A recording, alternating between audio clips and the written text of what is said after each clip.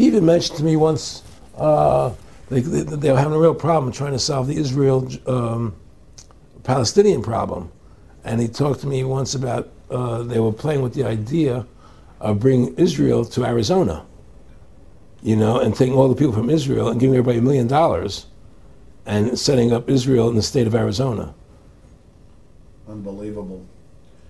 To end that problem, because that's a problem that they're not in charge of, in a sense. They're not controlling that problem. They're very arrogant. They can do whatever they want to do. We've given these people the authority to create money out of thin air, and through that device, they control everything. And if you want to win the battle to stop that, you have to deny them the ability to create money. It's only because they can make money that they have all this power. They literally have the money machines. They have the money machines. They can print it. They can do whatever they want to do. They own everything. Aaron, we'd take over pretty quick if we were the guys that issued the money. Everybody had to come give us real assets for the use of this money we just printed up. People.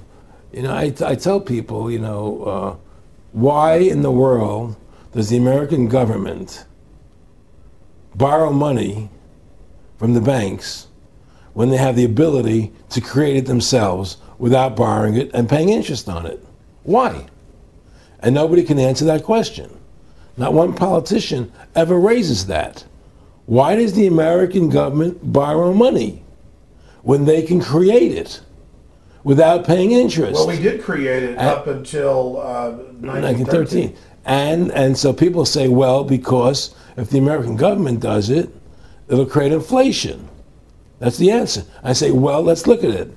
The American government has the Federal Reserve do it, which creates the same inflation as if they did it. But also with the inflation, now you're getting massive debt. So with the Federal Reserve, you have inflation and debt. Now, if the American government made the money, backed by gold, which limited the amount they could make, you wouldn't have debt and you wouldn't have inflation. But inflation was only about 50% from the 1780s, I've looked it up, until the late 1800s. And then we had the central banks already trying to cause some panics, which they then used to push the Federal Reserve. And if we look at inflation since 1913 into 2007, it's exponential. In fact, a dollar is worth about 2 pennies to what it was worth in 1913. Former Federal Reserve Chairman Alan Greenspan doubled the money supply from 2000 to 2006. And then Edward Bernanke, the new Fed chief, came in and said he's going to double it again in the next 2 years. And then he said, now I'm going to make the money supply numbers secret. And so now we don't even know. Right. But the evidence is they are just, in the curve of inflation, it gradually grows. And then suddenly at a point, it goes straight up. And it seems it's parabolic, yeah, parabolic. But the thing is that the only thing I disagree with you on from early 1800 to 1913, there was no inflation other than during the Civil War. When Lincoln was well, I'm talking about how much a dollar was worth, and I know it never changed. There was no inflation in that whole 100 years. There was no inflation. People knew what the money was worth. They could retire. They knew what it would cost them to live their lives out. There was no problem. It was only since 1913, when the Fed came in, that we created massive inflation and massive debt. So then what you said earlier, then there really wasn't inflation. There was no inflation. So you don't get inflation when the government issues the money, at least in the U.S. history. Well, not if it's backed by gold. Well, exactly. But I'm talking about, and I did look this up, and I believe that if you look after the country was set up, and some of the things that happened with Andrew Jackson and the rest of it, there were points where it spiked and there were manipulations. There were points, mostly during the Civil War. Yeah. And that's because Lincoln printed so much money. Exactly. That's right. But once that ended, but basically there was no inflation other than that during that short period of time. A loaf of bread was a loaf. Of course, the same thing. People could plan their lives. Today, they planned inflation. Now you have two parents working.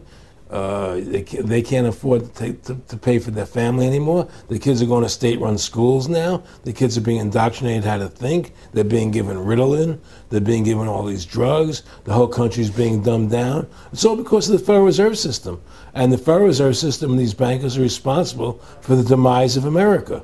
And if we ever want to win this battle, you must shut down the Federal Reserve System. And we must shut down these bankers and restore sound money to this country. Will you talk a little bit about some of the families that own the private Federal Reserve, the stock in it? And I mean, obviously, you say you're not a big expert on Bilderberg Group, but you talk about how it's the same system worldwide. It is the same families. They meet and kind of set the policy each year, and then it goes to the Royal Institute of International Affairs in England, it goes to the CFR in the U.S., and then these are their management bodies where they wield control, really the de facto Congresses over the nation. So, I mean, I would like you to speak some about the families that own and run the Federal Reserve, and if you can't connect it into these other international bodies duplicating it. I can't speak to those families because I can only speak about, what I know for fact. Everything else is speculation, and I don't like to speculate. I know about Rockefeller because I was friends with him. We talked about it, and I can tell you firsthand. What did Rockefeller tell you about the Federal Reserve and their family owning part of it? Well, he said the New York Fed is the main controlling interest of the Federal Reserve System. They control the bulk of it. So the New York Fed is really the Federal Reserve System. Even though there's 12 different banks, it's run by the New York Fed. And the New York Fed is basically the Federal Reserve System. So who's ever running the New York Fed is where, and the families that control it, control the New York Fed. And they're the main engine behind the Federal Reserve System. And that's a wing of the Bank of England.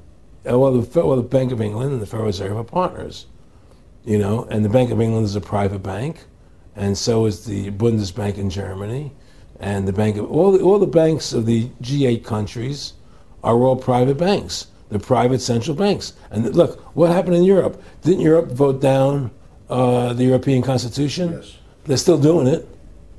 Didn't they vote down the euro? They're still doing it. They don't care what the people vote. They do whatever they want to do. What we want doesn't matter anymore. It's their agenda, it's their plans that matter. Isn't that prima facie evidence of a tyranny? Well, there's no question we're in tyranny. There's no question we're living in a world where the American citizen is no longer a free individual human being to do the things that they wish to do. We're slaves, and it's getting worse. What do we got to do to bring these people down? In my opinion, you must shut down the Federal Reserve System. And I think that there has to be an uprising. There has to be an uprising. People have to stand up. I can't do it alone. You can't do it alone, Alex. And we need to get a majority of people, not a majority of people, but it was 5% won the war against the British, a highly motivated group. But I agree, people have got to get angry first. I mean, not just, we know it's corrupt and that lackadaisical. We got to get pissed. People don't seem to have the courage to do what they have to do, I want to say you've got a lot of courage. Well, thank you. I don't know if I have a lot of courage. I just have I want to thank you for what you're doing for my family. Well, I have a sense of conscience and I have a sense of justice. I get nervous about what I do, but I do it because there's no other choice. I couldn't live with myself if I didn't do it, But the fact of the matter is, I've ostracized myself pretty much from Hollywood. People are afraid to deal with me in Hollywood a lot because of what I do and the things I say. I don't go along with routines. A lot of people in Hollywood know the truth. They're not willing to stand up and speak about it. And I know many of them have seen my movie, and they know I'm right, and they won't talk about it because everybody's afraid. Everybody's afraid because they think that this money they get, these Federal Reserve notes, are really money, and they think they have a comfortable lifestyle, and they're afraid of change. They're afraid to stand up for what's right. And until people are willing to stand up and have the courage to do what they need to do, it's not going to change. And hopefully, what you're doing, what I'm doing, what other people like us are doing, can affect the change that people will stand up and say, hey, I've had enough. The thing is, we have one advantage. That they need us to cooperate. See, if we don't cooperate with them, they can't win. And so they always need our cooperation to go along with their programs. So they try to sell us. Right. They try to sell us. Democracy, this majority says this, believe in this, do that. The war on terror, we got to be scared. They're always trying to do things to sell us so that we'll go along with them. And once we learn not to cooperate with them, then we win the game. And that's the point. Don't cooperate with them. Don't go along with the program anymore. Stop it. Join forces. You and I should run for president and vice president and take over this country and bring freedom back to this country.